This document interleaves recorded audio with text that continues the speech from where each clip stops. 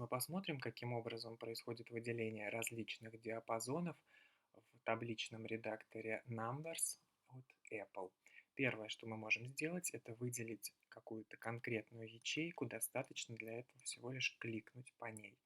Точно так же это работает и со столбцами. Мы кликаем по заголовку столбца, при этом весь столбец выделяется. И со строками кликаем по заголовку строки, строка полностью выделяется. Для того, чтобы нам выделить несколько ячеек, мы кликаем в одну из них, зажимаем клавишу Command и далее кликаем в другие ячейки. Это могут быть любые ячейки на листе, в том числе и несмежные.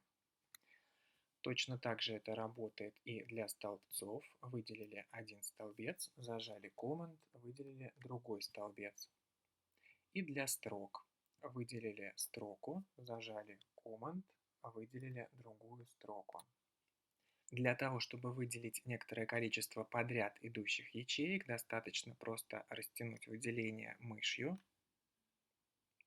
Но если таблица достаточно большая, мы можем это сделать проще. Выделяем левую верхнюю ячейку, зажимаем клавишу Shift и кликаем по нижней правой ячейке. При этом все, что находится в диапазоне между ними, выделяется. Также это работает и для столбцов. Выделяем первый столбец, зажимаем Shift, выделяем последний столбец. Столбцы в интервале между ними также выделяются. И для строк зажимаем первую строку, Shift, последнюю. Этот урок – часть курса по изучению табличного редактора. Записаться на курс вы можете на сайте sreda31.ru.